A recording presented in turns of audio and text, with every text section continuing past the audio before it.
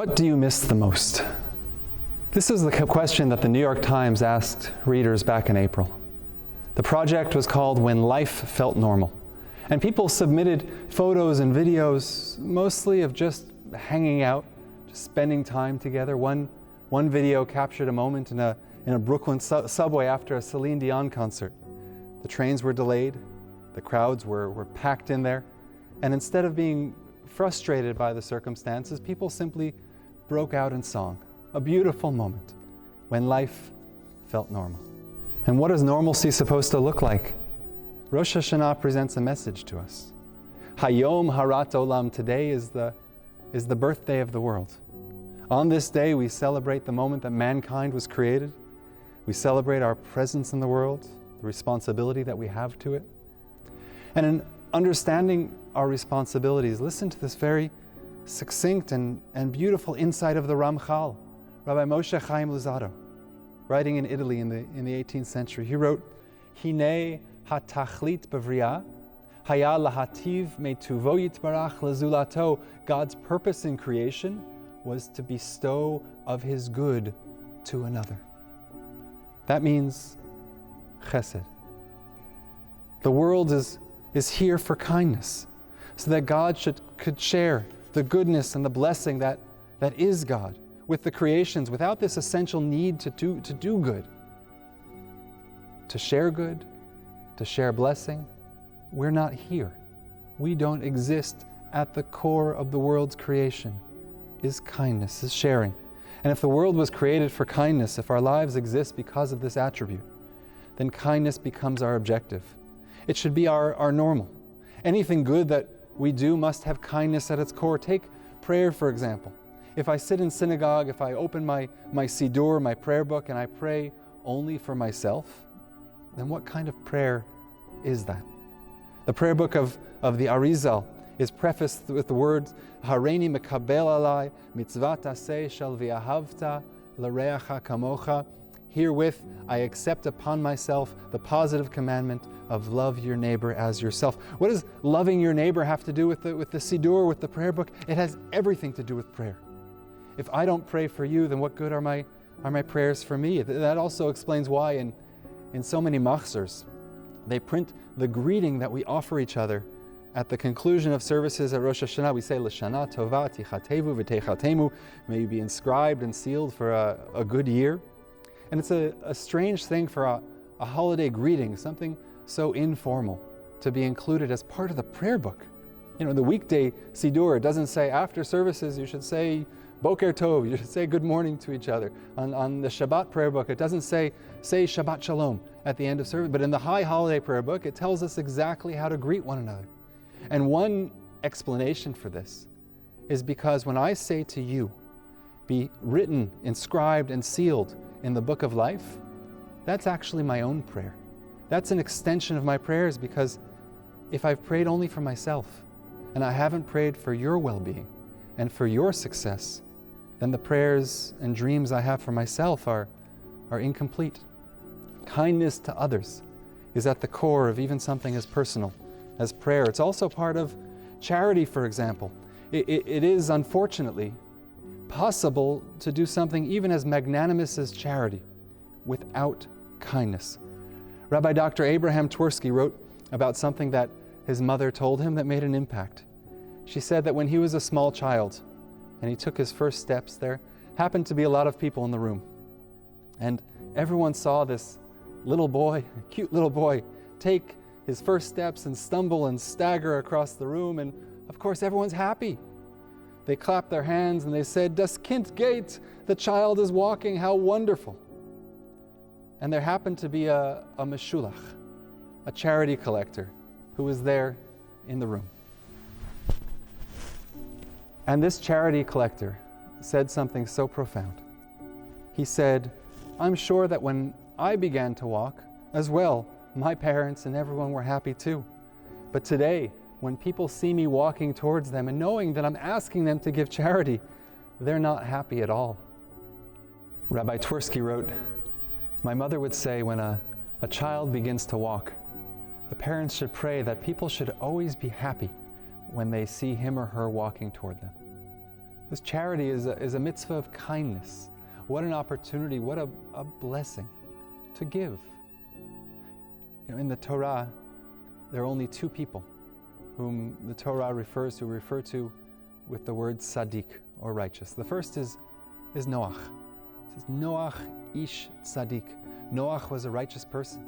And the second one is Joseph, we refer to as Yosef HaTzadik, Joseph the righteous.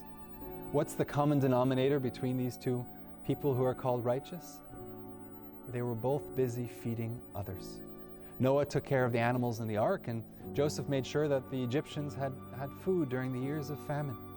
To be a tzaddik, to be righteous, is to be a person who is concerned with the well-being of others. A person who shares the blessings of their own lives. A person for whom kindness is a normal part of life. Sometimes we have to go out of our way to help others. Sometimes we have to travel and reach out and search out opportunities, and then sometimes Hashem brings the opportunities to us. And during the months of chaos and loss this past year, there was a mix-up that happened.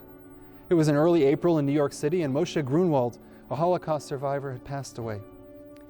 His distraught family was told, as so many families were, they were told that they would have to have a short service with a minyan present. He deserved so much better. He deserved the kavod of a proper funeral. But there was no choice. Moshe Grunwald's funeral would have to be small, and it would have to be brief. And so the family stood in the room, they stood around his casket, they read the Psalms, and they said the memorial prayer in memory of Moshe ben Amram Grunwald. And they were almost at the end of the minimal service when an employee of the funeral home rushed into the room with a horrified look on his face. He walked right over to the coffin, opened the lid, and peeked inside. It was the wrong person. In the chaos, when everyone was overwhelmed and overworked and just trying to get through the day, somehow the wrong casket had been wheeled into the room for Moshe Grunwald's funeral. The family was sent out of the room while the funeral home straightened out the error. Moshe's family was shocked and horrified that Zadie deserved so much better. What an embarrassment. What an insult. And then they found out the rest of the story. They learned that the person whose casket they had cried over, the stranger, was what's known in Hebrew as a mes mitzvah, a person who passes away with no family to care for the burial. It therefore becomes a communal responsibility, considered one of the great commandments of compassion. And they learned, according to one of Moshe Grunwald's grandchildren, they learned that this person had no one to be sad, no one to pray for him, and through a weird twist of fate, he ended up with a beautiful funeral. And the family then thought of Zadie, a person who didn't care about honor, a person who always thought there was someone greater than him, who deserved it, who deserved the honor. And he got the last laugh. The grandchild said, even in death, he gave his kavod to someone else. God is kindness. And what a blessing to do kindness, to fulfill the purpose of creation. And it's not only about doing kindness, it's about being grateful for the kindnesses that are done for us. Rav Yitzchak Hutner wrote that when someone does an act of kindness, it's as if a seed is planted, and if that seed is nurtured and permitted to blossom, then it'll grow and produce even more fruits of kindness. One act of kindness leads to many more, but if the seed of kindness is planted and the kindness is not reciprocated or appreciated, Rav Hutner wrote that that's called achzarius, cruelty. Kindness is more than just doing good things for others. It's also appreciating that which is done for us. There's a story told of a 93-year-old man in Italy who was hospitalized for COVID-19. He was in the ICU, he was on a ventilator, and his health improved to the point where he was ready to leave the hospital. And of course, then comes the bill. The man was told he had to pay €500 a day for the use of the ventilator. And he started to cry. And the hospital employees saw him and told him not to cry, try to put it in perspective. It's just a bill. You have your health, this is just money. And the man said, I'm not crying because of the money. I can afford it, that's not the issue. I cry because I've been breathing God's air for 93 years, but I never pay for it. It takes €500 a day to use a ventilator. Do you know how much I owe God? I didn't thank God for that gift before. We're grateful for God's kindness. We're grateful for the kindness of others. And so I stand here today and thank you. Thank our congregation. Thank our many volunteers. Thank all those who drove and shopped and donated and called and cared. The Scheier cares. And many called and wrote to me just to say, thank you. Please tell the volunteers how grateful we are. And so I stand here and I fulfill my duty as a messenger of gratitude to the hundreds who through generosity and love and effort were part of Scheier Cares. Thank you. You made a difference. We still have so much more to do together. And it's for this reason, for the kindness we have done and for the kindness we will still do, that we're here. And we learn more about gratitude. We have gratitude to people we might not have thought of in this way before. Gratitude, of course, to the healthcare workers, to doctors, to nurses, to caregivers, to all those who work with the elderly. So important. Thank you. Thank you for your wisdom. Thank you for your kindness. And how much more we appreciate others. The grocery store employees, the mail carriers, the delivery people, the child care providers, all doing holy and essential work at a very difficult time. Thank you to our teachers who spent hours thinking and planning as to how to keep our children safe and engaged. Because seeing this good, appreciating the work of others, being gracious and appreciative, that's at the core of our tradition. How so many of us weren't appreciative of the time we spent with our family members until we had to spend Passover apart. How we took our community for granted until we needed them the most, we needed each other, but couldn't access it in the same way that we once had. So many of the simple things, what we call the normal life.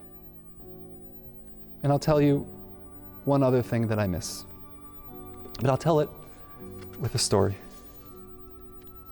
Years ago, there was a young man from a religious family who lost interest in Judaism. He decided that the only path for him was to move away from home, to leave his family and community. And one of his family members was a cousin whom the young man trusted and loved, decided to give it one last try. The cousin begged with the young man, please, come back home. At the very least, go home to have a conversation with your parents, tell them why you've left. And he agreed. He would spend one last Shabbat with his family, on his own terms. And for most of that Shabbat, the young man sat brooding on the porch, smoking a cigarette, not joining in the celebration of Shabbat. And it was late on Shabbat afternoon, almost the last chance. And the young man's father came out to the porch. He didn't say anything about the smoking, about not joining in the meals and the songs. He didn't say anything that might push a button. He simply said, I'm going to synagogue now for a shiur, for a lecture. The teacher was Rav Aaron Steinman, the Gadol, the Torah giant. Would you like to come with me? The father asked his son. And the young man agreed to attend the lecture.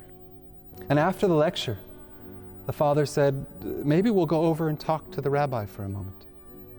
And the young man agreed.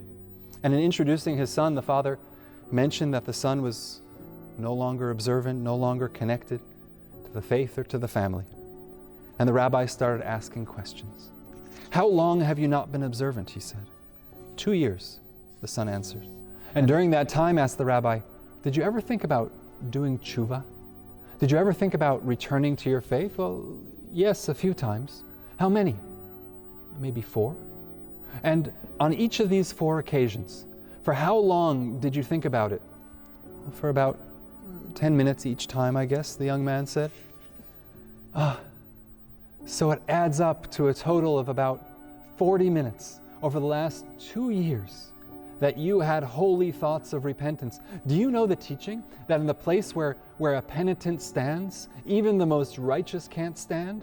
I envy you those 40 minutes, the rabbi said, and with that, and he wished him a Shabbat Shalom, a good Shabbos. The rabbi's words had an effect. They began to haunt the young man. His life changed direction. It's a beautiful story of returning to faith, of finding a path back, of tshuva, but there's more to the story because there's a glaring question. The question is, why did the young man agree to attend that lecture? Someone who is so disinterested, so removed, so far away, why in the world would he go to a Torah class? When this man was a young boy, when he was in 4th grade, his class visited that same Rabbi Rav Steinman for a year-end test on the material that they had learned, and the teacher had requested that the rabbi make the questions easy for the children, and Rav Steinman accommodated by asking questions that any 4th grader would and should know.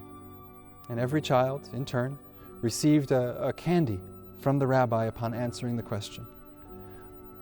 Only one child couldn't answer the question that he was asked. This very boy. And Rav Steinman asked him then an easier question, and the child thought about it, couldn't come up with the answer. Seeing that learning was hard for this boy, the rabbi asked him again an even easier question. And this time too, the boy couldn't answer. And at the end of the test, every child in the room had a candy except for this child. And as the class left the room, Rav Steinman motioned to that boy to come to him. And the rabbi said to him, you know, when it comes to Torah learning, we receive reward not according to the results, but according to how hard we try. All the other children, they tried hard to answer one question, and they got one candy. But you tried hard to answer 3 questions, so you get 3. And with a smile, he handed the boy 3 candies. And that's the story. 3 candies. That's all it took. Given by a rabbi a long time ago, somehow brought these 2 people, the rabbi and the child, back together later when the child was grown up and needed some wisdom and comfort in his life. And it makes sense. The things we do, the small gestures, the small kindnesses, they matter. And as for things I miss, well, this is high on my list. I miss the candy. I miss giving out candies to the children who come to our synagogue week in and week out. You know, when life was normal, back when life was normal. This is a normal part of synagogue life, and of course, it's not about the candy. It's about creating an environment of sweetness and positivity. It's about creating connections for them that just might be useful in their spiritual growth, even many years from now. You never know. It's about infusing normal life with kindness. It is tragic that there are no young children in shul with us this Rosh Hashanah. And this isn't normal, and we should never accept it as normal, but it's the way it has to be. But even in their absence, we can still let them know that they're our priority, because so much of what we do, all that we do, is for them, is for the next generations. And when the angel called to Abraham, at the end of the Akedah, the binding of Isaac's story, the angel says, Avraham, Avraham, Abraham, Abraham. And the Zohar, the source of Jewish mysticism, says that the angel repeats Abraham's name twice, repeats it in order to animate him with a new spirit and to spur him to new activity with a new heart. In other words, the angel said, Avraham, Avraham. The first Avraham is the person he was. The second Avraham is the person he would become with the new spirit and the new heart. Who we were, who we will yet be, may we emerge from this with a new spirit, with a new heart, embracing all that we've learned along the way. Life will once again feel normal, but it will be a new normal. May it be in a world that's learned to appreciate what we once took for granted, in a world of giving, of loving, of connecting. Because without the sounds of the children, without the conversations, without the kiddush, without the ability to not only see your eyes, but see your smiles as well, our spiritual lives are incomplete without these connections. May our return to normal soon, please God. Allow us to enjoy and appreciate all the sweetness that is our faith and our community. Shana Tova Umituka.